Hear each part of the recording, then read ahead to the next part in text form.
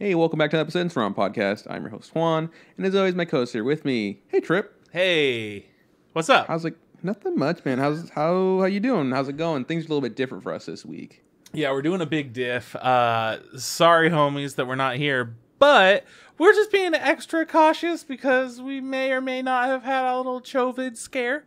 COVID scare. Yeah, I mean, last week we did it because it was different because of like scheduling. This week we're doing it actually remotely and not streaming it because I gave my father-in-law a ride home from the airport, and he, let us know that he tested positive for COVID today, which is like, good. Thanks for letting us know. For people who don't know, my father-in-law was on a long 2-week excursion to the Ukraine. So when I picked him up from the airport, I had my mask on. I was kind of like ready, and he's just like, yeah, I feel okay or whatever. Just like, and he's like coughing and shit. I'm like, you sound horrible. But yeah. So I let you know, and we're just not hanging out in person, which sucks. We've missed out on a couple things. We were going to go to the movies, watch the Green Knight. But now we can't. I know Sierra had to cancel her plans. She was going to watch Korean K-pop concert with Eliza. Korean K-pop concert? Yeah, they're called Blackpink, so... But we were still able to stick around and watch Words Bubble Up Like Soda Pop, which is this week's anime that we're reviewing. Good transition. Yeah, it's on Netflix. I don't know too much about it. We went into this, I think, just the name. That's all I had on this one. I didn't know who made it. I don't think I saw any promotional stuff for it. It's one of those things that came out a while ago in Japan, and it popped up, and then it went away until Netflix let it out of its vault for us in the U.S. So yeah, it's just it's something that we didn't really know much about, but fortunately we had a pretty decent time with. Yeah, I know that when you texted me like, "Hey, dude, let's do this thing," you're like, "There's a new movie." You were going to tell me in person, and then you forgot, and then you texted me like, "Dude, new movie on Netflix. Let's check it out." And you texted me the name, and I thought you were like making up a name for a shit. Like this sounds like just made up words. And I was like, oh, okay. And that absolutely is the name of the fucking movie. So I was like, cool. So yeah, that's all I went in it with, just knowing the movie's name. And yeah, had a good time for the most part. But yeah, we'll talk about that later. Let's talk about other stuff before we do that though. I'm down. What have you been up to since you have to stay inside? Well, before I had to stay inside, I mean, I did stuff outside. So anyways, well, we'll work our way through it. This week I had to go get a tire replaced for Sierra's car. She got a flat, ran over a nail. Sierra's positive. Like, she's like dead set that it's like the neighbor boy, but I got no proof. I don't want to blame no one, but yeah, it is what it is. Could be the neighbor boy. I'm going to blame the neighbor boy as well. I think that chump has been terrorizing your block for too long. No, dude, the new terrorizing person in the block is across the street. The house that was for sale finally sold, and the guy showed up, and he has like 3 trucks and 3 trailers, and he's just like parking them all on the street. I'm like, holy shit, dude. Like, I can barely get it, like, in my tiny Jeep, like, through this, one way now street, so... But yeah, we'll figure it out. Maybe we'll go, come to blows. He and I, probably not. But yeah, went to the old tire shop, got a new tire. I had an article in a magazine here in town written about my family's restaurant. Yeah, I think I might have mentioned it before that we had to take photos. But yeah, this week it came out, and your boy's looking hella goofy, smiling with his siblings. But it's I haven't even read it, but yeah, it's cool. It's nice to be in a magazine. Nice to be a little recognition, Heck yeah, dog. Gotta get my face out there somehow. What else? Okay. My friend Jiro got engaged, I think maybe last month, and today he and his fiance had not today, but this week they had an engagement party. So they had like a room rented out at a bar, and we went over, we said hi, we had some drinks. It was a good time. It was nice to see him, nice to see people I hadn't seen in a while, and it was chill, dude. Fucking good stuff. Let's see. I'm looking at my notes. Sure. So we also kind of talked about it again, but yeah, Sierra and I picked up her dad from the airport. He's sicky wicky. So tomorrow I'm getting tested. I'm pretty sure I'm okay, but best to be safe. I mean, you sound pretty good. Yeah, So, I don't feel ill or anything, but we'll you know, hope. and I'm vaccinated. So yeah, so I mean, it's just precautionary, just to kind of, you know, put my mind at ease. That there are people around me that I would hate for them to get sick. So it's like, cool, it's better just to know than not know. So yeah, so then after that, essentially, it's just been kind of locked down at the house now, just chilling here. I don't think I've gone anywhere since then. Have I? No, I don't think I've left my house in like 3 days, which is good. It's fine. That's solid. I'm happy that, you know, I guess it's kind of like a luxury, you know, that I'm able to do that. So I am for happy sure. about that. I know Sierra has been going to work, but now that she, you know, knows that her dad's sick, she's like, cool, I'm gonna let them know. She's gonna get tested too. So, but yeah, the last big thing that I've been doing this week was setting up this season of fantasy, but not fantasy football. Fantasy the Challenge. Yes, it's back, boys. Next Wednesday starts the new season of the challenge. It's going to be season 34. I think it's called like Spies, Lies, and Allies. It's the name of the season. Trip. Not only am I excited to be, you know, doing it again, the league has expanded. There are now 4 of us in the league. Whoa! Yes, it is growing slowly but surely. So my friends that I mentioned earlier, they got engaged. They're familiar with the TV show.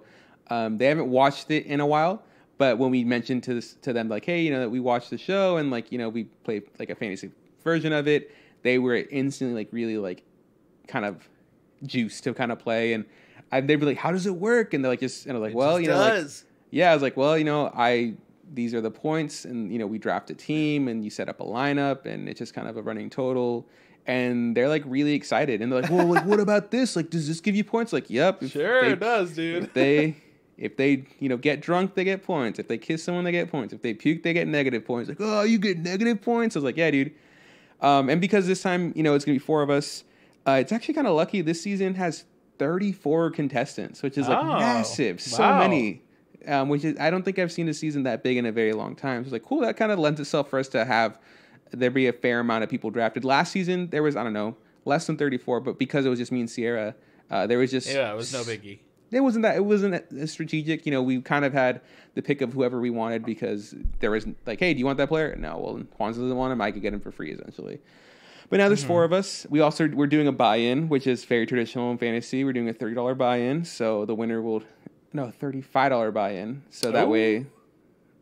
Is that right? I'm trying to figure out the math real quick. 1, 2, 3.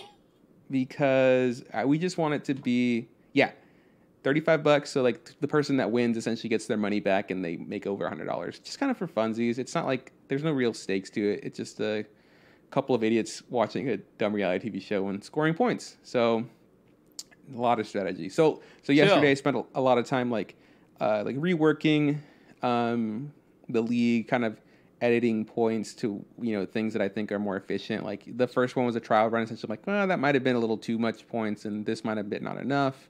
I also added a couple more positions. We have, you know, there's a male player, female player, and then a flex, if like male or female, right? And you can those were the 3 persons you would start. But because there's more of us, I felt like, oh, we should jazz it up. But I also didn't want to add like just more, like 2 guys, 2 girls, and 1 flex, because then I was like, I had to score all those points, and now there's 4 teams, so it's so much more work. I was like, cool, what I'm going to do is I'm adding a position that only gets points for confessionals, which is like, you know, them talking to the camera and stuff. And you only cash out on their points if they don't go home that week. So say you just play this person, all they can make points for is like talking to the camera.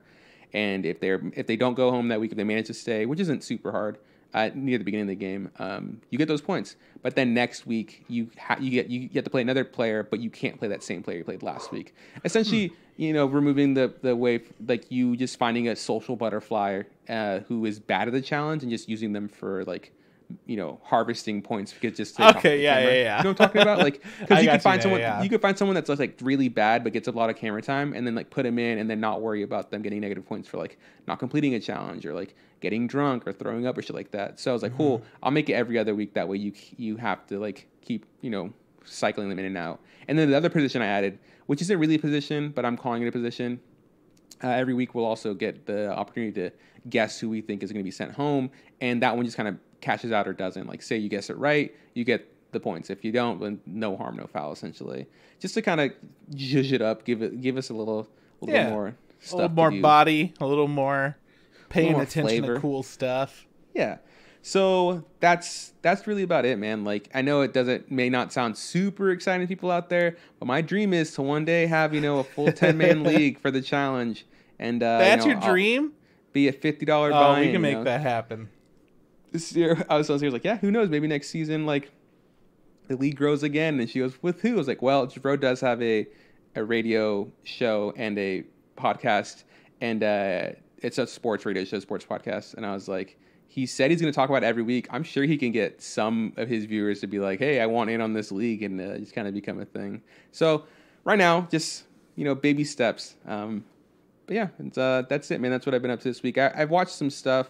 I didn't watch any anime that wasn't, stuff from this, airing season or whatever. Doug, I get you.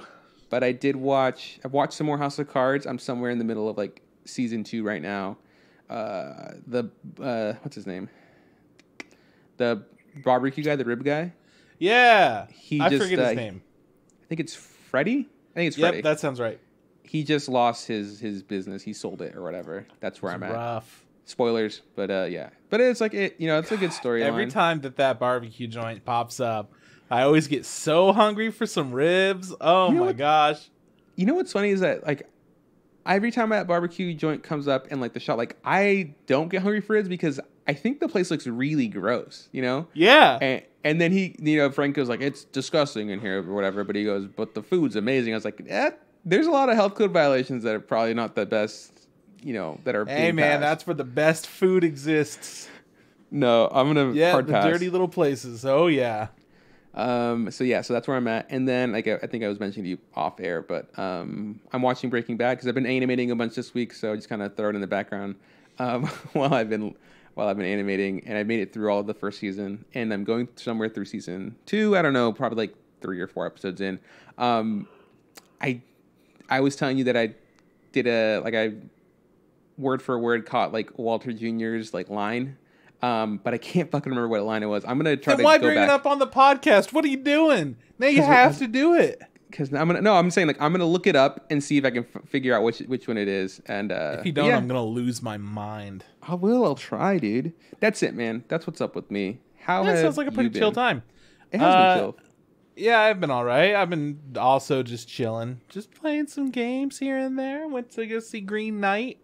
It was good. It's a new Christmas movie, the way that Die Hard is a Christmas movie. For anyone that doesn't know the plot of Green Knight, it's a film made by the studio A24. They do like artsy indie film type things. But this is kind of like a medieval horror fantasy type of vibe. It was interesting. It takes place on Christmas, and this kid, I'm like just gonna tell you the very setup of the movie without spoiling much, but just kind of to give you the vibe. I appreciate that. Yeah. So this dude, his mom is a witch, his uncle is the king, and it's Christmas Day, so he's got to go eat some Christmas meal with all the people. And then his uncle's like, hey dude, come over here. Your mom's not here, but you're here and your family, and I don't know you that well. Like, let's just talk a little bit. Let's have a little bit of story time. Tell me a story from your life. That's what I want my Christmas gift to be. The guy's like, I got no stories, my guy. I'm just, I'm a big, mellow, doing whatever kind of guy. That's exactly his vibe. That's how he said it? No, he doesn't have a job that's like distinct or anything. He just kind of exists. That's not an important part. He's just like, oh, I don't have any stories to tell. And then the king goes, well, you'll have stories, and then you could tell me another time. And the queen goes, dude, you're still young. Like, you can make a story. Don't worry. You got this. Everyone here's got a story, but they didn't used to. And then this motherfucking tree person comes in out of nowhere, summoned possibly from his mom's witch ritual, and then just says, hey, anybody in here, if you attack me, just like come at me, and then a year from today, I'll come at you and hurt you the exact same way you hurt me, no matter how big or small the injury, and then our game will be complete. Anybody want to do it? And then nobody stands up but the dumbass who doesn't have a story, and he's like, I'll do it. And then he cuts his head off, and the guy picks up his own head, and he's like, all right, peace. And he storms off. And then it's like 1 year later, and it just skips forward. And then you watch his adventure to go get his own head chopped off. Which is, it's a badass movie. It's really cool. It's really, the music is such an important element. They go for that kind of like ominous, dark choir thing going on. Not so much like Nier Automata, but a little bit more Dark Souls. Gorgeous, haunting, really, really enticing. It was such a cool, well-directed film. It was very artsy and very fun. Plot didn't really matter. Characters didn't really matter. It was just interesting. It was cool. I was trying to remember who the main character was. It's the Slumdog Millionaire, Zuko, the Last Airbender guy, right? That's the dude that's in the Green Knight, like that actor. I mean, I don't know if it's that same person, but it's because I don't remember who Zuko was in the live action. Oh, okay. But no, I'm looking it up. I don't worry. Trust me. I looked it up. Dev Patel. Dev Patel. Yeah, I was like that guy looks so familiar. I feel like I haven't seen him in something in like in some time now. But I was like, but he did look familiar. He's looking good, man. Oh yeah, he's a good looking dude. Dude, fucking handsome devil, 31. I'm really excited to watch The Green Knight whenever I get a chance. It's so fucking cool, dude. It's such an easy, gorgeous watch. I am very glad to hear that you like enjoyed it, because I will tell you, I don't think I would have like seen this in theaters versus seeing it at home. I wouldn't be upset about watching it at home. It was a great looking movie, but the theater, man. I mean, we had a guy who there was a disabled man and his helper that came in, and then at some point the disabled guy fell asleep, and I don't know where the helper went, but he wasn't there to wake him up or whatever. So this guy's snoring like crazy in the middle of the movie, which was really distracting. And then weirdest thing, I don't understand this, but I guess this guy, he clearly had a plan. So chilling, it's just me and Kyle in the theater, or in the, just us in our group. And we were the only ones in our row. And then this guy comes in, he walks through the row behind us, comes around, and he sits in our same row. So he just didn't want to bother us with making us like pull our feet up or whatever so we could pass by, which is very considerate. Nobody was in the row behind us. And then like 10, 15 minutes into the movie, this guy suddenly stands up and starts coming down our row. Still nobody in the row behind us. He's on the end so he could easily access the stairs that he's next to and has like a very easy path. But instead he crosses through, makes us put our feet up at the beginning of the movie. And we're just looking at each other like, what the fuck? But beforehand he was so aware of not bothering us. And then when he came back, he didn't come back the same. Like, he went around us. He went around the back again. What is... I don't know, man. Dude. I don't know, man. But I'm just saying, like, that was so weird. And the whole movie, I was just thinking, what was he doing? Like, he had a thought process. He clearly had the same thought process twice. What happened the second time? What? Like... It was just weird. What happened with the guy who was snoring? He just snored the whole time, or he snored for a long time and then he stopped. His helper probably came back in. I just wound up ignoring it after it was like an hour of snoring. Yeah, dude.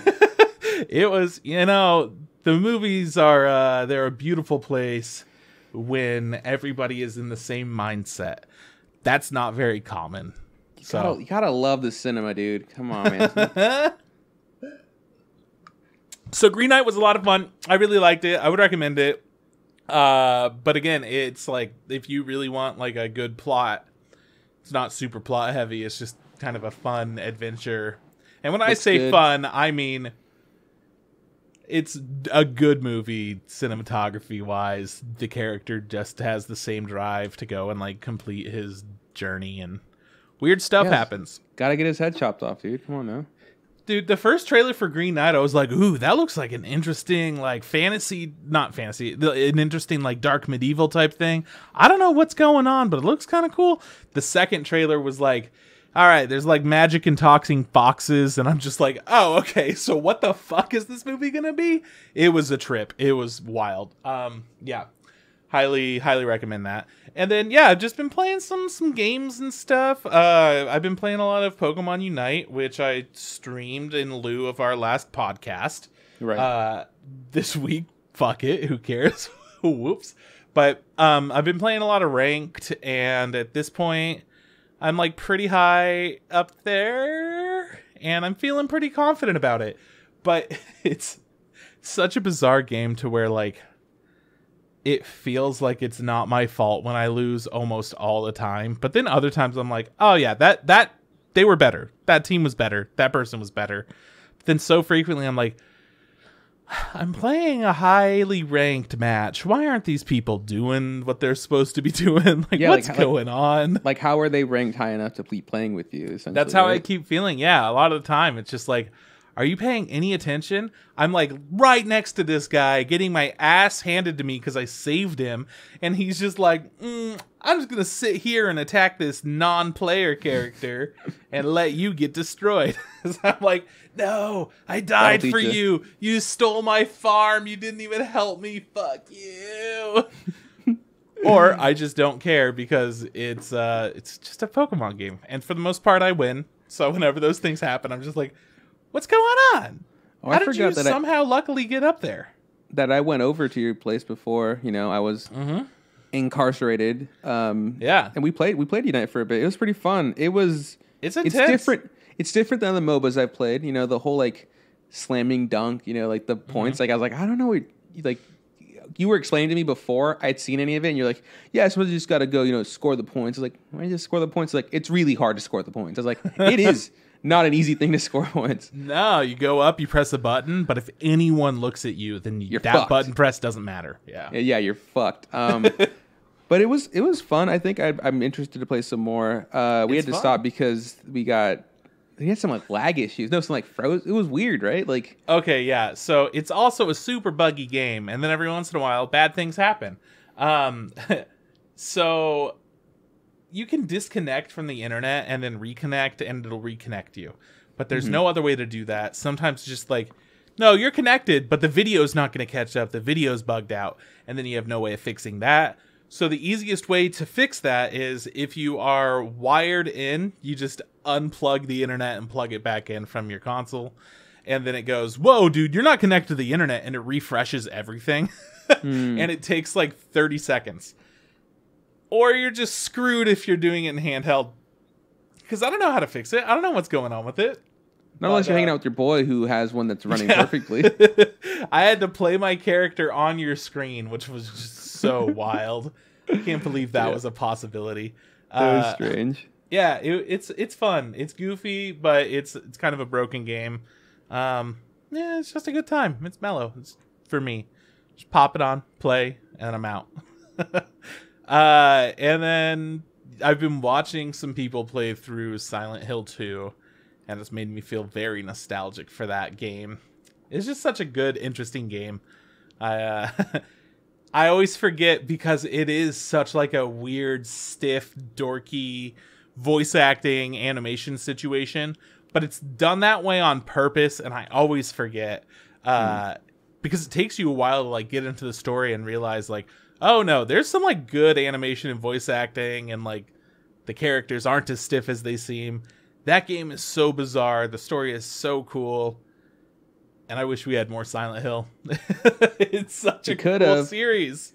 What those, didn't they fucking, is it Kojima fucked up his relationship with someone? What happened? Hey, why are you blaming Kojima for what Konami did? Konami did that. I was trying to remember which one the company was. Kojima was the guy that made it, right? Yeah, and he made PT. And he got mad. He got in a fight with Konami? Yeah, Konami wasn't treating him good. Yeah, and he's like, fuck you guys, I'm out of here. Made all those fucking dope-ass fucking Metal Gear Solid games for you guys. You guys don't appreciate me. And then he pieced out. He made Death Stranding, and now that has spawned millions of Stranding-type games. It's a new genre that you frequently see just hoarding the market. Yeah, fucking. Strange But yeah, type. Anyways, maybe one day. I've been having a good time watching them play through Silent Hill, so that's been keeping me going, man. As far as TV type of stuff, I've still been enjoying White Lotus a lot on HBO. Nice. But again, it's just like a little bit of comedy, mostly drama. It's just kind of weird. I don't know why I like it, but I do, and I like it a lot. It's so weird. Yeah, that's, I guess, what I've been up to. It's been a mellow, chill week. Oh, I don't have any super positive, any super negative. But downstairs neighbor Wes, my homeboy, moved, so he is officially gone. Rest in pieces, Wes. Yeah, rip Wes. Wherever you may be. Last night he was getting ready to leave, and I got home. Where did I go? What was my day? Oh, yesterday I went to the movies. Right. So I got back in the movies, and he was finishing moving his stuff out, but he messed up his knee on like the second day of moving things out of his like week of moving. So he asked me for some help, and I'm like, yeah, dude, of course. Are you kidding me? Yeah. So I helped him move out just like a couple of things out to his car and said, peace out. Have a good life. And then a couple hours went by, and I hear these smoke alarms going off. And I figured it was from his apartment. He had already left. He had turned on the self-clean on the oven, which oftentimes sets off the smoke alarms. Mm-hmm.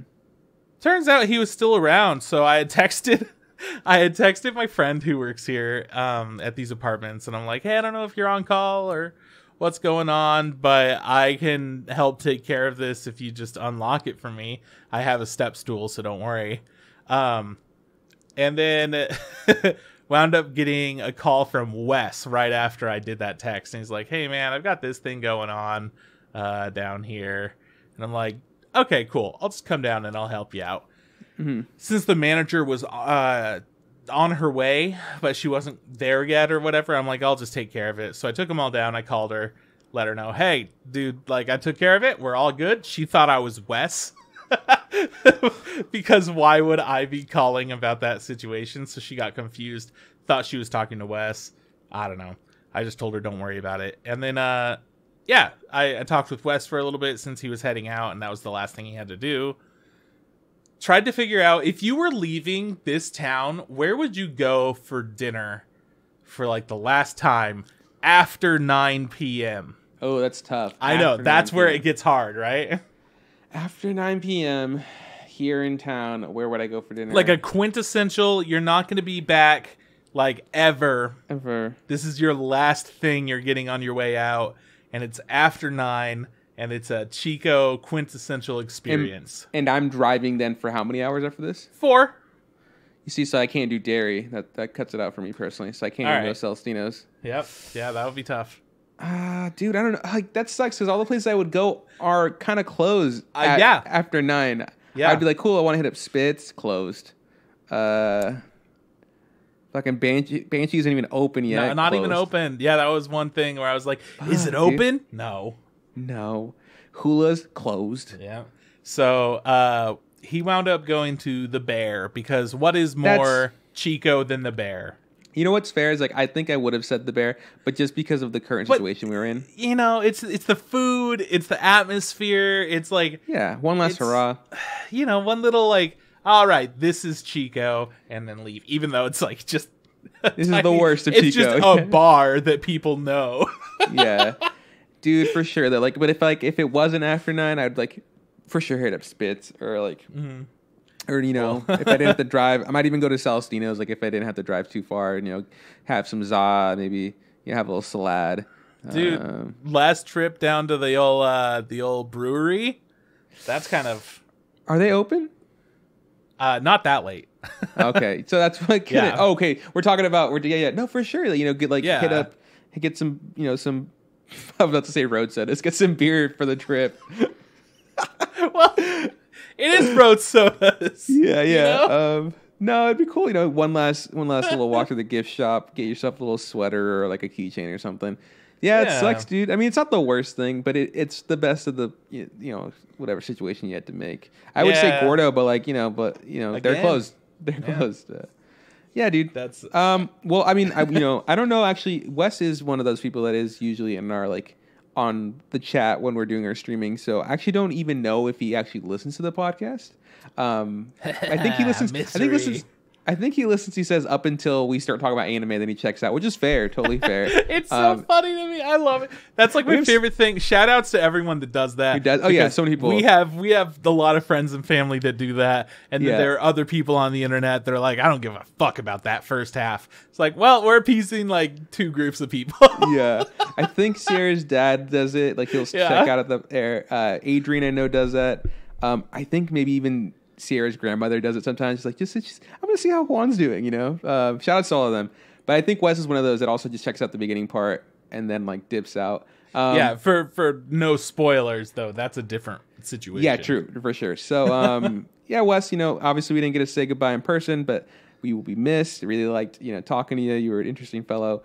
If you do, and I'm not going to spoil it, if you do ever get that podcast off the ground and you do want some guests, I'm still more than down to participate. It sounds like a lot of fun.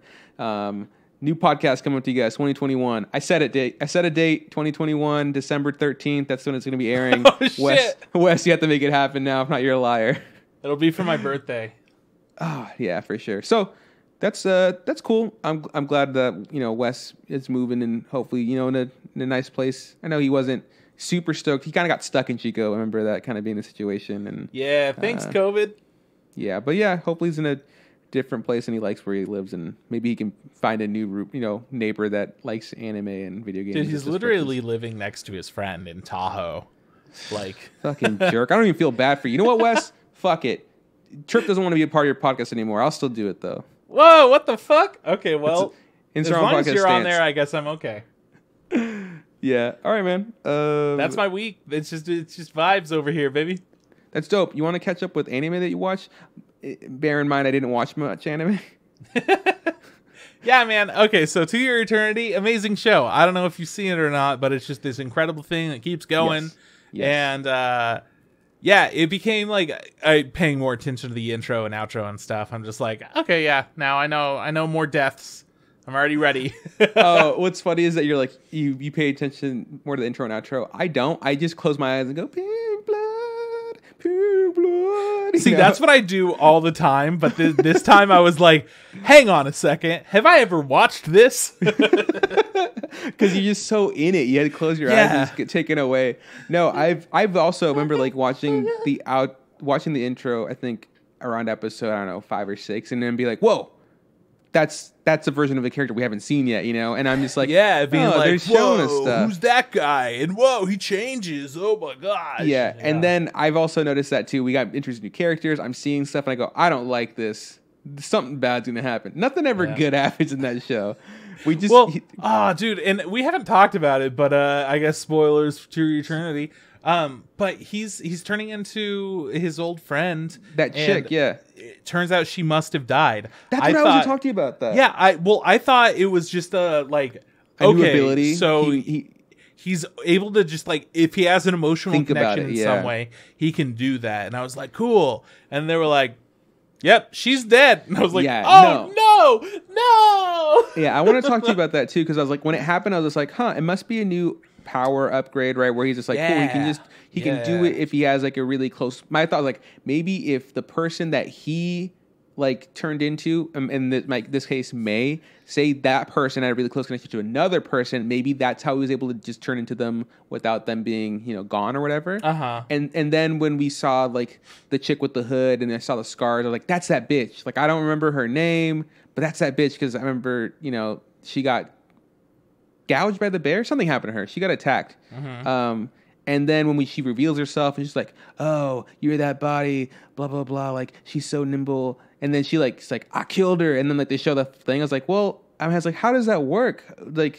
Does that mean he can just turn into anybody now that he's met? It's just that part really stumped me, because I thought the rules were pretty kind of set in stone, where it's it has to be someone that he dies next to or whatever, or has to stimulate his skin or whatever, In some regards, sure, but then in others, it's he could just become a mole. Yeah, but that mole died right next to him. Like, it was fair. Like, did he kill that mole? Well, like, so him starting out, like, literally a dog died on top of him. Yes. Which started the whole thing. He was just a spear before, the little rock. He was just nothing. And then he became dog. And I don't know, man. I feel like that was just like an assimilation thing, but this is like a conscious effort. Okay. And that's where it gets a little weird, you know? Because that was just like, hey, man, that's just my nature taking over. I'm an alien thingy, whatever. But he's thinking, like, I gotta be this mole now, and he's turning into it out of his own will. I don't know, dude. I just... Because it seemed like later on he was able to have, like... He already had control over changing between the dog and the human, but he also just, like, rotted in a pond.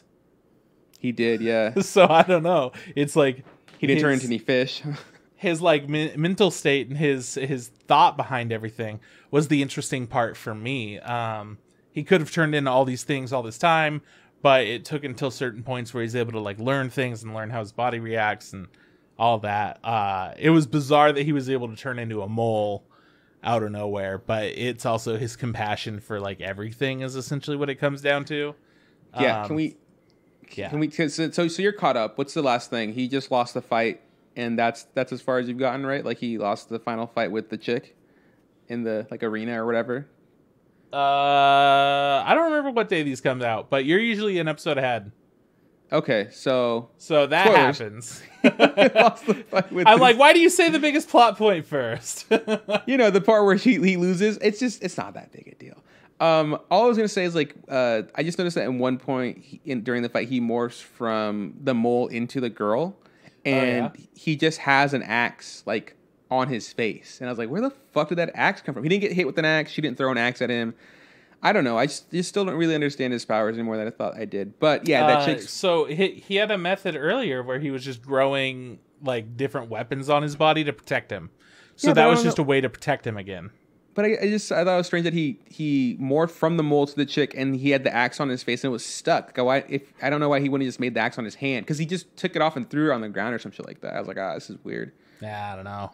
But anyways, that show's really good. I really like it. Yeah, fucking pink blood, dude. So I'm all caught up. My Hero Academia, another solid episode. We wrapped up the whole Todoroki family bullshit. Which was fun. It was good. I still like the Bakugo's just being an asshole all the time at every opportunity can. That's his bread and butter, dude. That's what he's so good at it. Bills. Yeah. New episode of Aquatope on White Sand, I think is the name of it. You mean the aquarium show? Yeah, the aquarium show. Okay. New episode was good. It's our main character being recognized for being an idol, and she didn't want that, so she's like panicking and anxious about stuff. So it's a little bit more about that. And other characters that are more involved. The cast is getting bigger suddenly. When it started out, it was like, here's 3 people. And now it's like, all right, so we got like 8 in the mix. So it's still growing. It's still good. I'm having a chill time. It's just little things about, like barely anything, but still little things about aquatic nature, whether it's, the plant life or the animal life in the ocean. It's interesting. Any more magic stuff or not really? You know? No, we're just chilling right now. Some dude's got a bad back, you know. Maybe magic will help him. Dude, I hope so. That seems like where the whole show might wind up going. It's all just magic all the time. Sunny Boy, fantastic. Just another good episode. The rules of the island are becoming like more and more clear, but now people are like turning into like black statues of themselves, and you can hear them listening to their thoughts, or like it seems like it's their thoughts, but it's like them talking. There's like a monologue going on, and it keeps happening to these different people, and they have to figure out why. While also it seems that our main character is really good at stumbling into these new universes. There are a bunch of them, and they've kept track of a ton of them. They just need to explore them more or figure out what does what, but it opens with our main character, the flying dude, and the smart chick who seems a little like mischievous in some. Anyways, the three of them all at a toilet, and he's like, "This is the spot," and they're like, "Yeah." So he jumps in, and then it's just like red water and a bunch of giant centipedes whirling around at the bottom of it, and he's just like sinking down in the centipedes, and the flying guy comes in and saves him. And they're like, all right, so that one's not a good one. Looks like that's another trap dimension. It's like, what? So they're like doing stuff like off the camera, off camera, right? Like, oh, good for them. I like it. I like how the world's expanding in different ways while we're not around, and they're still able to figure stuff out and keep us in the loop a little bit. So yeah, they have like a bunch of different areas that have portals to different places. And I don't know how important that's going to wind up becoming, but they have more portals, which is weird. I think there's one more show that I watch on Crunchyroll. There's like nothing this season. I don't think... Is there really something else you watch on Crunchyroll? Oh, the re-life show. Yes. Remake Our Life. More college happened. This time we're in a predict... Actually, this was fucking awesome. And... Are you going to keep up with the show at all? Yes, because there's nothing else to watch. So, yeah, don't spoil it. Sorry. No, there's going to be, on the 5th episode, there's going to be a moment that fans of another very popular anime... Yu-Gi-Oh! A little after Yu-Gi-Oh! Yeah. Okay. But another very popular anime that I've loved for years and years... There's a really big reference to that, and I was pretty into it. It's not the biggest spoiler thing, is it? You just tell me if you're really that pumped. I mean, I got jazzed when it happened, and I think you really? might as well. I was like, what the? I didn't expect this. Is this a show I'm a fan of? Would you say? Yeah. Whoa! Don't you say a goddamn thing. But it kind of feels like it's in the same vein as this show, but this show's more... is set in reality than the other one, but they're kind of similar shows. And this episode focused a lot more on the girl who wants to sing, and they're like still encouraging her to do that and trying to help her out with that whole thing. And then she gets to, and because of course, like that's because it's anime. Yeah, they're at an art school. There's gonna be something where she gets to sing, whatever. For sure, yeah. So that's kind of the emphasis on that episode. And then while that was happening, main character went off with a girl that he's crushing on, that he's also crazy fond of her art. And then it starts the little love triangle. So I'm like, fuck, is this gonna be a harem? God damn it, it might be a harem. I don't know yet. It might be. I'm friggin' not stoked.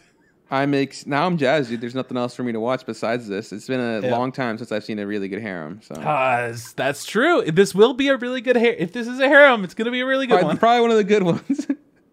But yeah, singing girl has a crush on main character. Obvi. So while he was off crushing on somebody else, she was like getting ready to go and be like, "I'm crushing on you, dog." One of those situations. Love triangles, man. I don't know.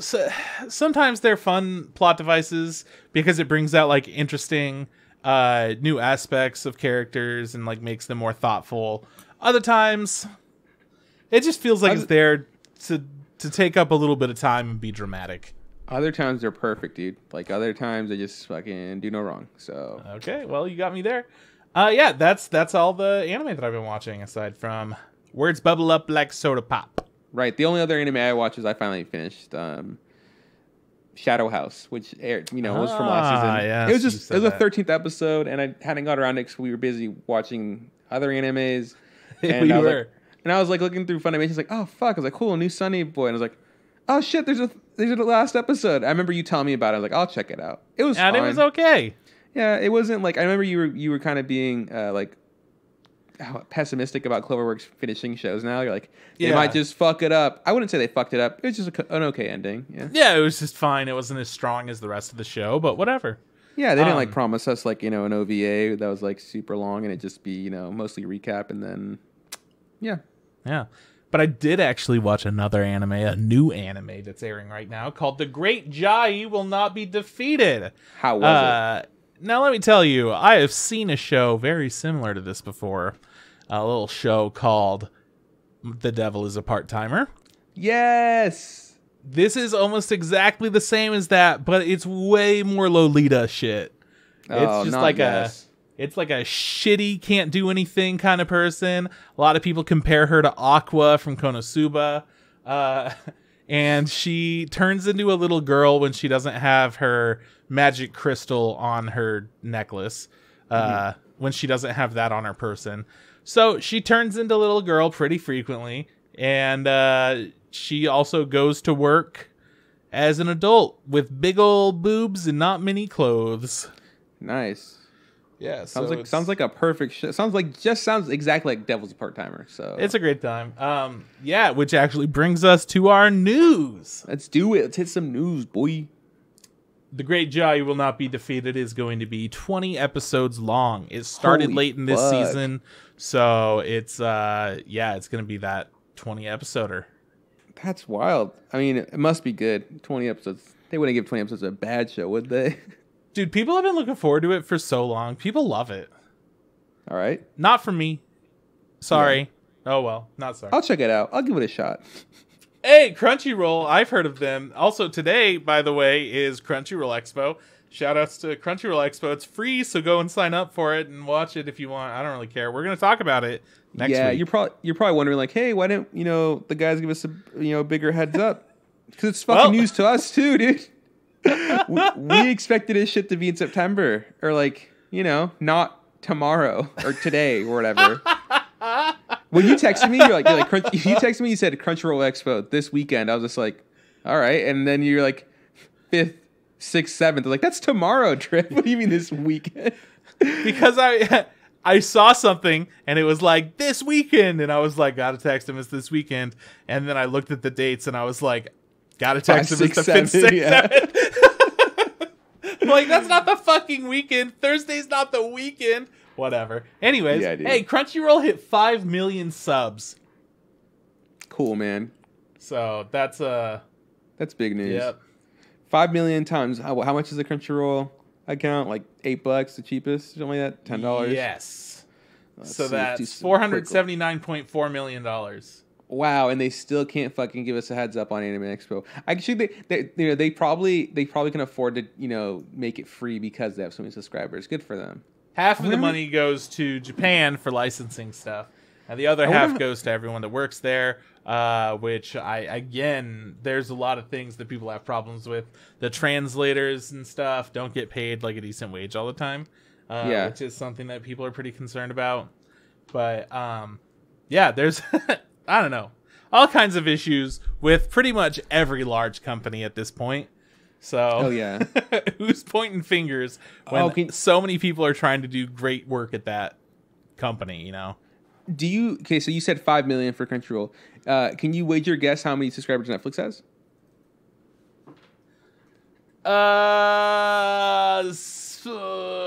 60 million? Wow, dude, you're way, way low, dude. They have 209 million. That makes sense. I wasn't sure how much it would be internationally if you guess they had fair. Different stuff going on, but let's see. Everyone's doing the same thing. So I googled Hulu. Hulu has 41.6 million. What I guess the another good one to check out would be Funimation, right? Because they're also in the anime industry, game or whatever. Yeah, or HBO Max because they have anime stuff. They have G Kids stuff. Okay, so let's see. And they have all of Miyazaki. The other ones that I found were a lot. Okay. No. Funimation, there's no information. No metric, okay. No. I'm sure that you could find it, I'm sure, yeah. HBO Max, 47 million. Wow. Yeah, pick up your shit, Crunchyroll. Get your shit together. No, good for them. It's just anime. That's huge, dude. Yeah, for all these fucking weebs out there. For all you goddamn losers that watch anime all the time. Fucking pathetic. At least we have how many of you exist now. We know that there's at least 5 million. My sister called me the other day. We were talking, and she goes, yeah, dude, she was talking about something else, but then at the end of the conversation, I could hear Shannon kind of butting in. He's like, Shannon wants me to tell you this. It's like, all right, what's up? She's like, he was telling me, like, aren't you excited for, like, the Marvel stuff that's coming out this year? And I was like, yeah, sure, you know. I was like, Spider-Man's coming out, like, in a month. Cute. Yeah. And I was like, yeah, it's like, and all of these other things have already come out. And she's like, and my sister goes like, yeah, I only know about this because my hairdresser was, you know, doing my hair, and she's really into that, you know, we really nerdy anime shit that you like. And I was just like, whoa, I was like, Cecilia, dude, that's so fucking why that so fucking aggressive? loser ass fucking bullshit you Shit. like. But like, I was just like, so I had to very subtly mention, like, remind her, like, yeah, don't forget your son is also one of those weebs. He also likes Yu-Gi-Oh and fucking Bakugan and My Hero. So I was like, so settle down. You're raising a degenerate, sis. Calm down. Your kid's Garbo just like me. If anything, I'm straying him away from the really bad stuff. So you should be fucking grateful. But I was just like, yo, dude, shots fired. Come on, be easy. Dude, Cecilia, oh, that's amazing. I love that so much. I was like, that's one hell of a way to end a phone call. I was like, yeah, you're garbage. Bye. Oh, by the way, my hairdresser, who fucking sucks, likes the same shitty stuff you like. That's the only reason I know. I was like, thanks. All right, so hey, Rascal Does Not Dream of Bunny Girl Senpai is coming to Netflix on August 15th. Pretty big deal for some people. Not as big of a deal for me. But that maybe means that the homies that are too afraid to fully embrace their weebdom will be able to watch some chill-ass anime. And that means that it probably has like an English voiceover coming, right? I've seen, that would make sense. I've actually seen a bunch of other animes recently pop up on Netflix that I was kind of surprised about. I did not know that Rascal was one of them, but I want to just pop it up real quick to see if it just give me on the top of my page. I mean, like I said, it comes out on the 15th. Yeah, which is like fucking right now, dude. Darwin's Game. That's one that blew my mind. Darwin's Game is now on Netflix. Like, what? Darwin's Game? Okay. Netflix gets what Netflix gets, man. Fucking yeah, they got JoJo, fucking Demon Slayer. They got so much fucking amazing stuff. They got Erased. They got Terminator 2 Judgment Day. They got Ferris Bueller's Day Off. I could go on, but I'm not gonna. Yeah, some pretty good anime you're listing there. Yeah, so far no word on when we'll get to see Rascal Does Not Dream of Dreaming Girl on a streaming service, or, you know, just a way to buy it. There's still no DVD or Blu-ray release for it. So maybe in the US we'll get it eventually, but in the meantime, anyone who still hasn't seen it, just know that a lot of people that cried during the show also cried during the movie, and I thought it was a fantastic time. Yeah, it's good stuff, man. Absolutely worth the watch if you're able to somehow get your hands on it, or, you know, just find it somewhere that you're not supposed to find it. I'm not saying you should, but, you know, if you do, go for it. So. Go for whatever you want. Hey, now we're going to end it on a weird note. Singer Lisa and voice actor Tatsuhisa Suzuki have gone on hiatus due to him having an affair with somebody else. So they're both taking a break. I saw this, just the headline, and I was kind of confused because I was like, wait, are they a group? You know, like when this like gone on hiatus, and I was like, they got married 18 months ago. And I was like, oh, it's because like it should be like, I thought they would be like, the word would be like gone on a break, you know, but I guess it's different. They're on a hiatus. It just, hiatus seems more like business, in my opinion. But yeah, that sucks. Lisa does some pretty good stuff that we like. So I don't know. That's such a good voice. Oh my god. I don't even know who the other person is. He's just a voice actor, I guess. Well, he's a cheater, is what he is. So he's a piece of shit. Let me look he's him up. That dirty goddamn weeb that's been hanging out with your sister's kid. Oh my god. I'm pulled up his thing pulled up his IMDb shit to see if there's anything he's in. He's in a lot of stuff, dude. He's in Black Clover, Seven Deadly Sins, Megalobox 2. Oh yeah, I know exactly who he is. He's the guy who voiced the King of Demon King Academy or whatever the fuck. Hold on, what was that? The misfit of Demon King Academy. Yep, it's right there. Misfit. Oh yeah, Misfit of Demon King Academy. I don't remember his name. He did something called Pocket Monster 2019. I never heard of that. Dude, Pokemon 2019. I know what that is. It's the 2019 version of it. He's done a lot of stuff. Yeah, he's prolific. The most recent thing he did was cheat on his wife of 18 months. Go fuck yourself. That sucks, dude. I can't condone cheating, especially if you're gonna get caught, dude. You're sloppy, dude. Come on now. But that's the new hot news. Pretty wild, right? Dude, hot goss. Yeah, so we'll see what happens. Good news. Good job, Trip. Killed it. Dude, thank you so much. I go into these episodes and I'm like, is Juan gonna like my news? I don't know. Sometimes your news sucks and I go, God damn, Trip, but this time, you deserve it. Man, I'm sitting here before you're getting here just looking at anime bullshit. You're like, try to cater the news to Juan, and I know he likes fucking smut and garbage men, so here we go. We're gonna end on this one. All right, so speaking of smut, we're gonna talk about a little thing called Words Bubble Up Like Soda Pop. It's a new movie on Netflix made by the studios Signal.MD. You might know them from such things as Recovery of an MMO Junkie and Birthday Wonderland. And you might also know Sublimation, the other anime studio, from the recent Netflix Dragon's Dogma and Shikizakura. And that was a joke. This isn't smut, so just to be clear. To me, auditory smut, dude. It's our boy. He's back at it again. Kinsuke Ushio just doing another amazing soundtrack. You know him, you love him from things like A Silent Voice, Liz and the Bluebird, Japan Sinks 2020, and now he's back with Words Bubble Up Like Soda Pop, giving you that soundtrack that you didn't know that you wanted, but you absolutely deserved. Yeah, I don't know how far you were into this show, the movie, I mean, but like I just got a text and he's like, oh, dude, fucking, and like you just like gut. Not super far, but I was like, this is the sounds. It's doing the music. And then I had to look it up and make sure. Yeah, no, it's good for sure. Like that's probably one of the strongest parts of this entire movie. The musica is on point. So good for him. Yeah. Dude, anyways, that's my highlight from the film. Do you have a highlight before we talk about it? Highlight of the film. It changed. Yeah, my favorite part of the film was watching it dubbed and then going for like watching it for maybe, I don't know, 4 minutes. Yeah, and then maybe.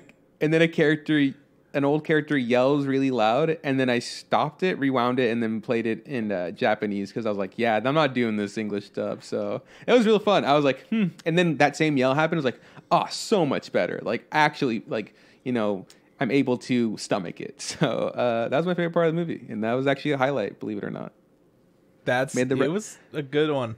I made the right choice watching this one. I feel like subbed. Usually I watch them dubbed if they are dubbed, just because I like to know what the dub's like, and I don't want to read a bunch if I don't have to. But no, I made the call, and I was like, thank God I went fucking subbed on this bad boy. Yeah, and actually, just so we can be very clear and not piss anyone off, because I know you're already mad at me for not saying it. Kyohei Ishiguro, the guy who made Your Lie in April, the director of that, is also the director of this. Cool, that kind of makes sense. I feel like they have similar vibes, right? Like, yeah. Also a Cultic 9, but No, I watched a significant amount twice. Did you? Oh, okay, you tried. I watched like 8 episodes 2 times and went, no, it's just not for me. A Cultic 9, is that what you said? Yeah. Trying to find out what that one is. It's that one that was having like streaming issues on Crunchyroll, and it had this chick who had like the biggest boobs in anime. I say that because it was such like a what the fuck anime. Like everyone was on the same page. Like these boobs are like almost like not realistic. Like that's insane. What's funny is that like that we watch anime, so we just we give boobs a pass. We're like, yeah, whatever. We know that's not realistic. But this one is just like no, guys.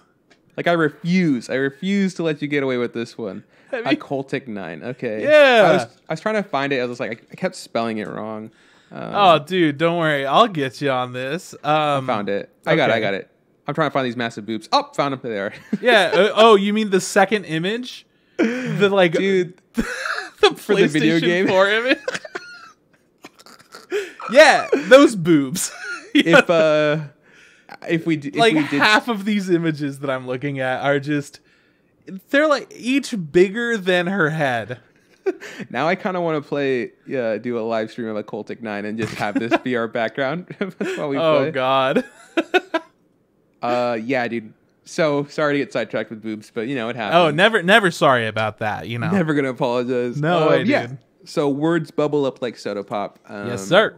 What do you have a year on this when it came out? Oh yeah, July. We don't know. We don't have a just 22nd on July 2021. Okay, so it is. I just didn't know if it had like a premiere date. Nah, it from last year. Dude, this shit just fucking came out of nowhere. 10-year anniversary from the producers Flying Dog. I did see that. It said it twice. I didn't know anything about it, but I figure I should say it since I saw it twice. Yeah, I think that's cool. Maybe I didn't know that was a thing that they'll do like projects as an anniversary projects. Like, hey, this with 15 years down. I mean, I know that games will do it, and they'll usually like redo a game or like best hits or whatever. I didn't know like studios would be like, hey, this is our project for our studio that's been around for 10 years. So that's new to me, I guess. Yeah, the same. These producers produced Samurai Champloo, Space Dandy, Tsukigakure, Ascendance of a Bookworm, Carol on Tuesday. Those all sound like really good shows, honestly. Like none of those are like, I would say, are horrible, so that's good. But why is it 10 years and then they have Samurai Champloo on here? I don't know, man. Maybe it's a deal where like kind of like Cloverworks, where like they weren't officially a studio, but they made stuff. Or like I said, this isn't a studio though. This is a producer. So like I don't know. It's all wishy-washy, crazy, whatever. Anyways, let's just talk about this little number. Yeah, we haven't said shit about it. I don't really know what to say about it. There isn't much of a plot, honestly. There's a couple of people. Shut the fuck up! How dare you?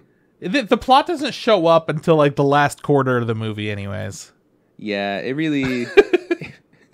Look, the thing I'm gonna say before we get into like the in quotation story of this thing is that I really enjoyed the way the animation. Oh, it looks great, dude. I was having a great time. The colors of my guy, like they were pops. really vibrant. They had pops. They had a really interesting way to do backgrounds. Like they were really like the clouds didn't move. It was very minimal, and not like in the sense of like Way of the House Husband where they refused to animate it. Like no, it was this a stylistic looks so choice. Cool. Like all the cloud shots that they had were very interesting designs for clouds. I liked that they weren't afraid of using really bold colors and a lot of bold colors, being like, yeah, this building is red. Fire hydrant red, and it's the whole building, and that's it. And you're like, oh, okay. And like the top is going to be fucking teal. And you're like, why? Okay. All right. It just solid colors. Like, no, it was good. But it wasn't gaudy. Choice. No, it was a stylistic choice that they stuck to, and it felt good. It felt right for whatever this world was, right?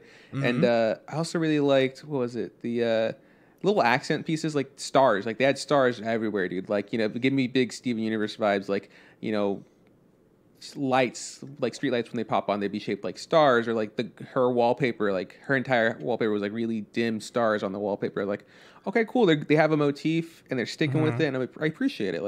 It's nice. And since we're talking about the animation and the way everything was drawn and looked, holy shit, these character designs are great.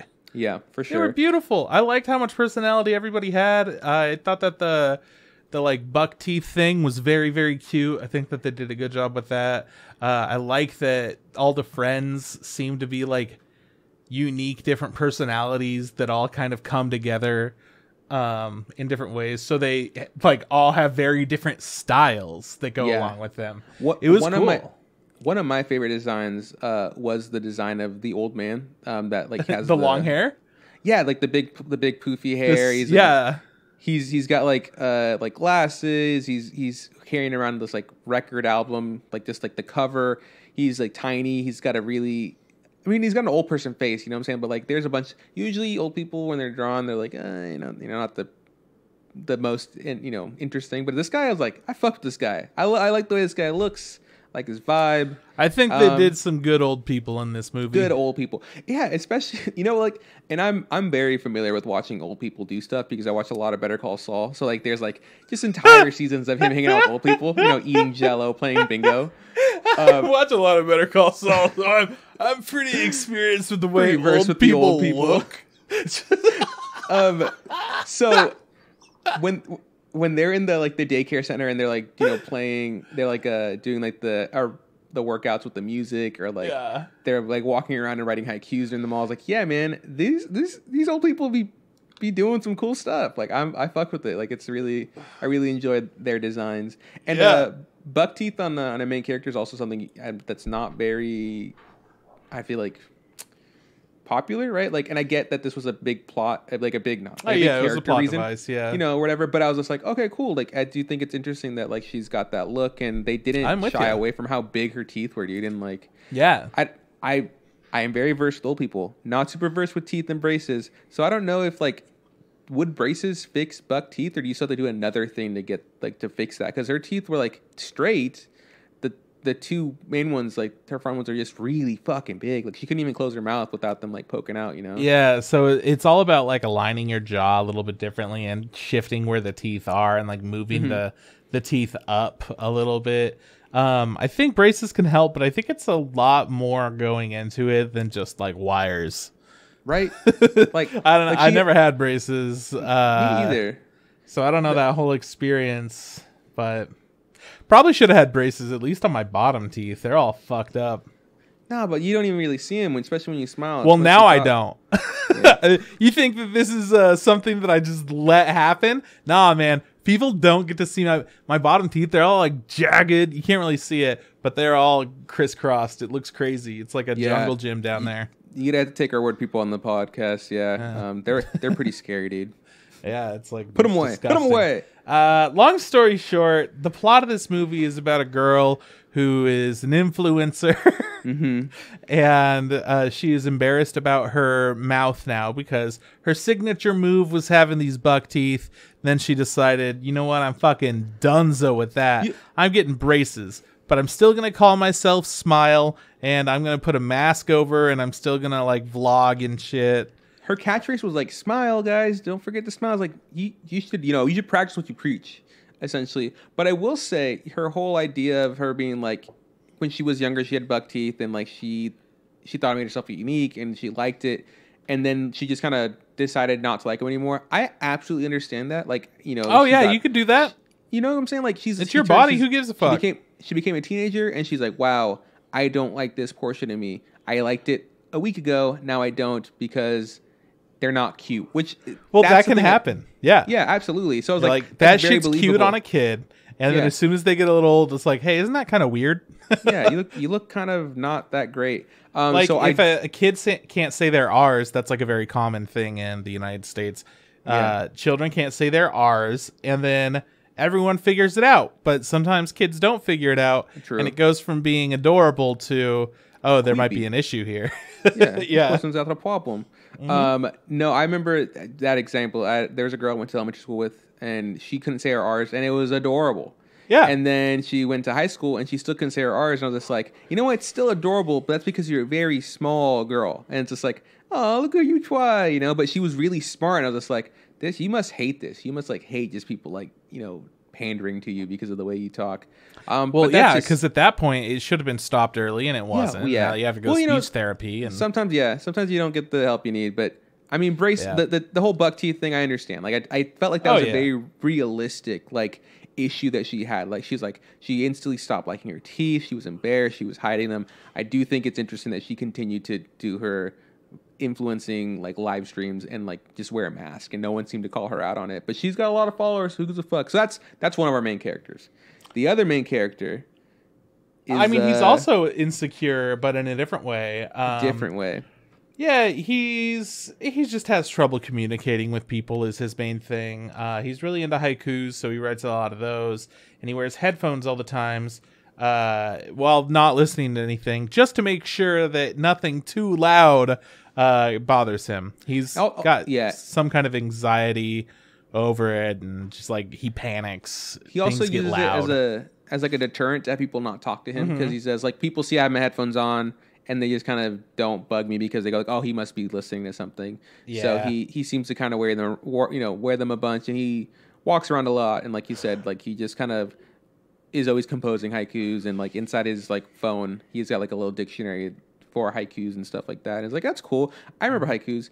I don't remember like the rules. I and remember haikus. I don't remember like ever composing one that I liked, but he seemed to enjoy them, and I was like, cool, good for you, man. Like, way to do you. But yeah, he's also very shy or whatever, and he works at the old folks.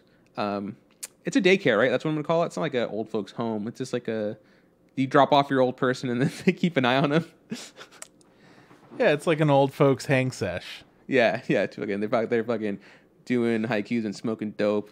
Yeah, I don't know what to call it. It's a weird little thing. But so far, we haven't really said anything about the plot. But guess what? We've got two characters. This is a meet cute. It's all about them getting their phones mixed up in the middle of a crazy mall situation because the main character lives at the mall. Pretty much. He just lives on the roof. And he's got homies that also are strange.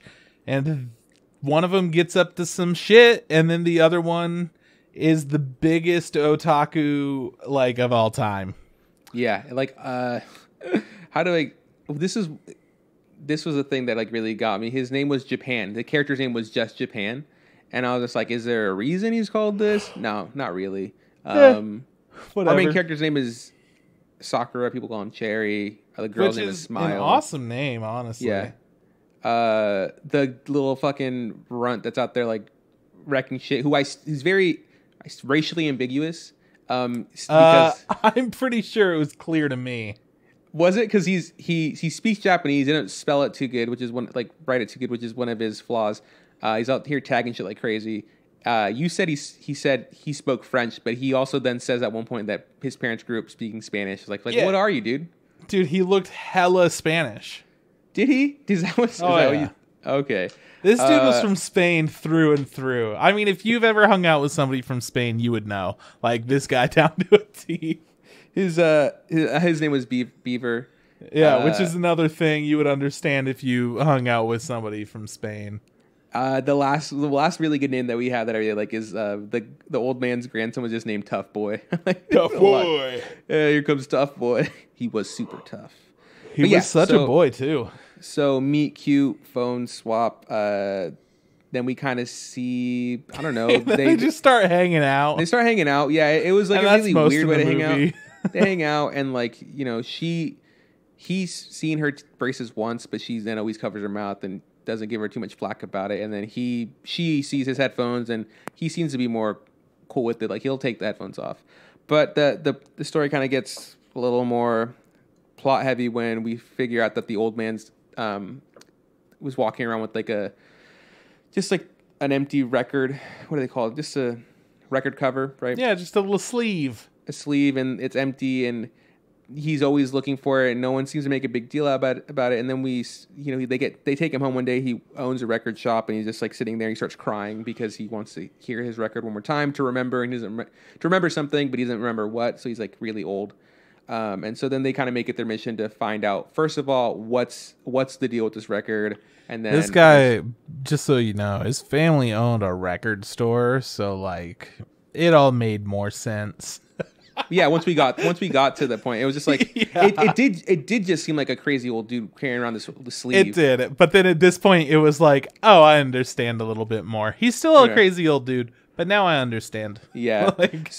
So they use like, you know, their influence to try to figure out more about what goes in the record, and they slowly piece together pieces of like information to eventually find out that the record he's holding is just a sleeve of an artist that was actually his wife, like back in the day. Some freaking rando, and then oh wait, it was his wife, and she only made like one record, and she passed away, and he just wants to hear her sing again. She passed away when she had her daughter. Yeah, during like. The daughter is like in her 30s or 40s. It looks like. She's also. She said she never knew her mom, so she's like, oh, I don't really get that connection. But she did say like, Dad always did say Mom was a musician, but I never believed him because like obviously didn't have the record to play it. So yeah, it becomes their goal to find it. They also find out a bunch of stuff like the mall that they were in was actually once a record. What's it called? Like a place that would produce records, right? Like they would manufacturing and Eventually they find the record. Whoop-de-doo, thank God. And then the movie's over pretty much. No, it's not. There's more drama, okay. dude. What? They break the record because it was warped. And when I say they, fucking the girl breaks it because she's being an absolute idiot. Be nice to Smile. No, fuck her. This is okay. You know what? I was really trying to be nice when I was watching the movie. I was like, you know what? She's probably young. She's probably never seen a record before. Doesn't know how they work. But I was like, no. Anybody that would push on a record would feel it, like kind of it not wavering. It's gonna fight break. you, dude. Yeah, it's gonna break. It's gonna snap. This? So she snaps the record. Everyone's devastated. Fucking, everything's ruined. Our main character, Cherry's moving out of town because he was only working there for a while. Because I don't remember why. He's covering for his mom or some shit like that.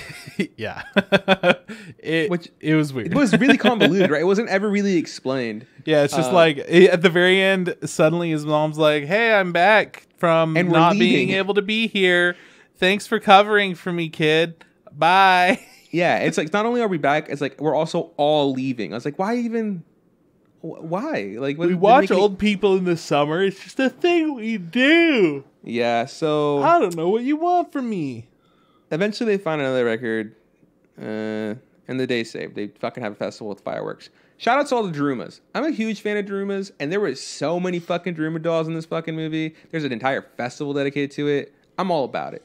Fucking more Drumas. In my direction, please. Thank you. All right. That's it, man. That's the thing.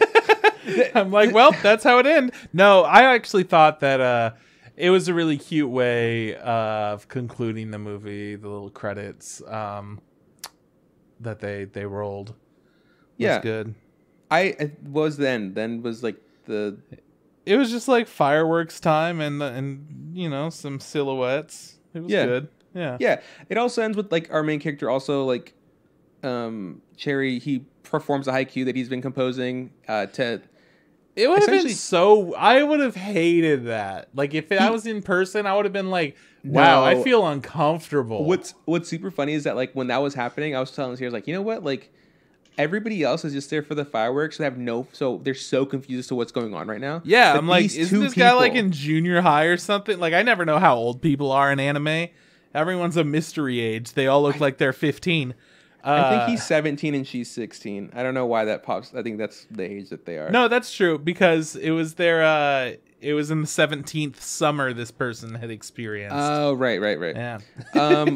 That's why I thought it was that. But yeah, you are correct. He performs his haiku and like he more like yells it. He's trying, dude. He's trying his best, but he's screaming. But everybody else is like watching the fireworks. And she's kind of listening to the haiku. So essentially, he's just performing it to her, and it's really nice. It's sweet. Well, it's only nice and sweet because the music was playing. Otherwise, it would be so uncomfortable. Like watch that without music. You don't know that because you don't understand the art of haiku, which I also don't. So maybe it's fucking gorgeous. which is funny because they were walking around the mall and they're like, let's write haikus and so I'll read them out loud. And they're reading some of them and I go, these sound pretty bad. And then he reads his, and I go like, that sounds awful. And they're all just like clapping. Yeah, good shit. My favorite haiku, old dude took it, bro. I don't know what it was, but he killed it. Something about the girl with the mask and smiling. I was like, yeah, fucking good shit. Also, I don't know. Oh, you mean when he was calling her out? Like, hey, this little chick is watching us. Stalking. The girl that was on the album, the one that was his wife, also had buck teeth, like our main girl. So that was also a thing. And the main girl, didn't happen to be a plot point at all. No, it was just a thing. And then she also decides to like take off her mask and be cool with who she is and stuff. And it's like, that's fine. Again, it's not wrong for her not to like her buck teeth. She can get it fixed. But it's also good for her to accept herself, you know? It's like on both sides. It's okay. Like, brother, you're going through changes right now. Accept them changes. Yeah, you probably can get like surgery on your teeth once you're done growing because you know your skull's still growing and you know maybe it'll be better. I don't know how. Dude, I wish my skull was still growing. You know, your skull still is. I've been meaning to tell you your skull is still growing. Yeah, that makes sense. It gained 2 pounds last week. Holy shit, that's not good, bro. Oh well. Anyways, so I think I would say I enjoyed the movie. But it was fine. But the weakest part was obviously the plot. Like it was not very creative or like entertaining. I wasn't super invested in like them finding the record. I thought I was going to be when like the old guy was talking about the thing he lost and he started crying. Like I was like, I got really sad for him or whatever. Yeah, I thought it was going to be like I don't know. It just felt like it was a side quest in Anohana. Yeah, I can absolutely feel it. Like it was like, and it felt like it got resolved fairly easily. Like it wasn't like super hard to figure anything out. Like, oh, everything's okay. They found the thing. Mm-hmm. It wasn't like anybody really suffered too much. Which is fine. I mean, it still looked really nice. You already talked about how great the music sounded. It was really nice. So good. It's just that minimalist shit, man. It's so good. Like we said, like the way the character designs, I really enjoyed. Animation was nice. But yeah, it wasn't the best story, and characters were, some of them were kind of dumb and did dumb stuff. And dude, I gotta tell you though, Smile as a character, she was fine. She like didn't influence me one way or another. But then as soon as we had to deal with the like broken record, I was like, I feel so bad for this dumbass. I would, if it were me, I would lose my mind. I would be so upset. I would be furious at myself. I would be like, I'm the worst thing that's ever existed. I can't believe that they let me do this. Like, I wish that this never happened. I wish I wasn't here. I wish I didn't get involved. I hate myself. Yeah, that's how I do it. You wish that the earth would open up and just swallow you whole. Like, yeah, absolutely. Her situation sucks. She broke this like last thing that somebody had, memories of his wife, and I just kept yelling, last wish.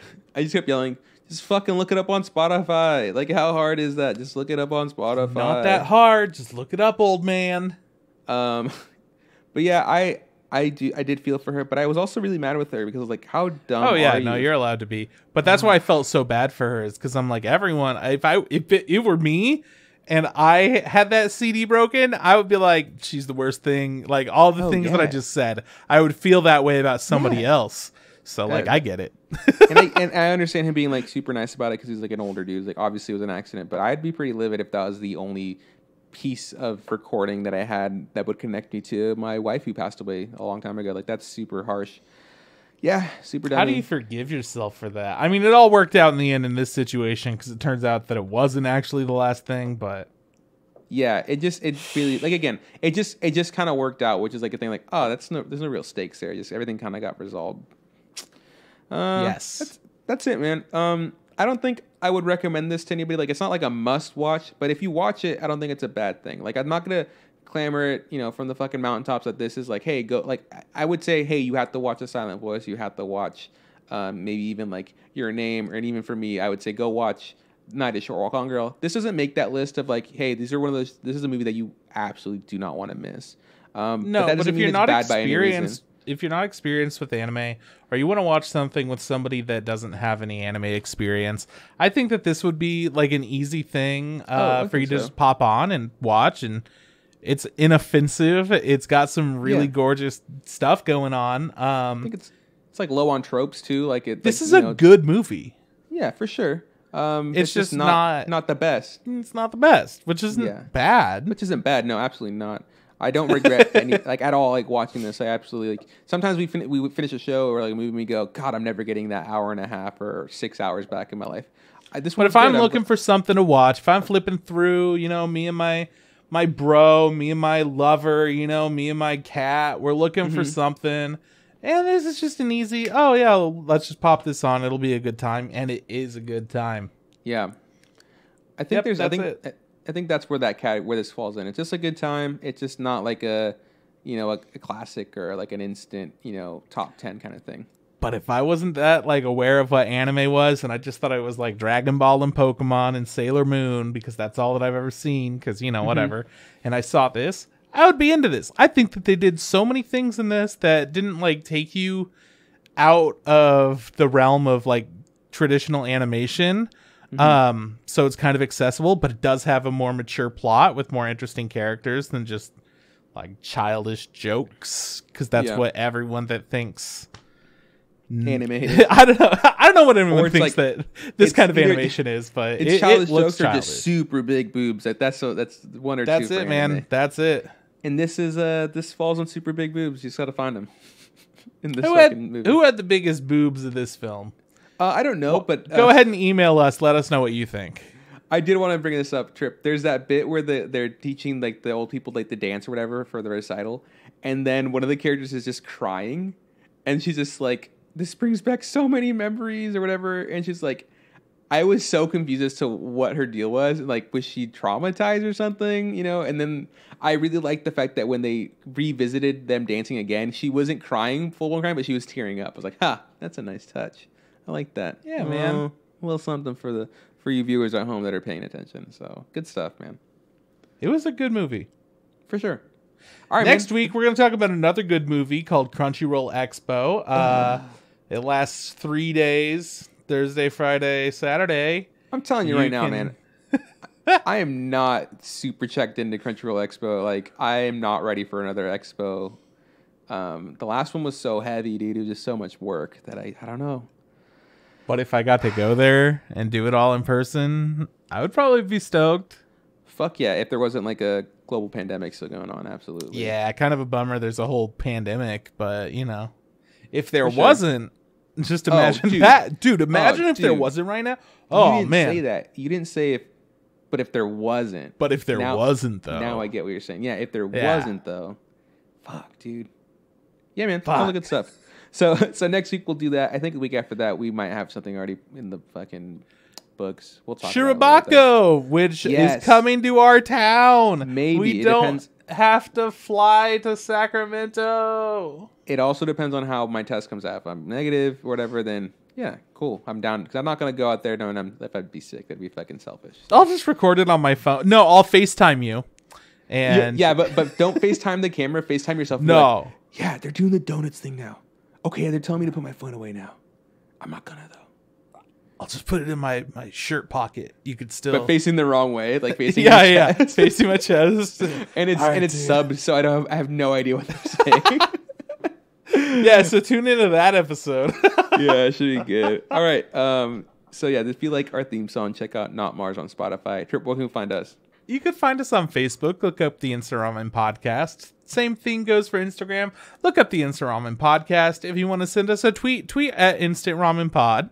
Pockets in a fit. And you can shoot us an email, instantramenpodcast@gmail.com. Typically, when shit's not going all wild, we will be streaming on twitch.tv/Crispather when we record our episodes on Wednesday nights, Pacific Standard Time, sometime between 8:30 and 9. And, yeah, man, I don't know. Thanks for listening, you guys. It was another chill week, and I'm glad that we're all here just vibing. Yep, that's it, man. This is 5 for 1. See you around from Chris. Hey, Trip, don't forget. Words bubble up like soda pop.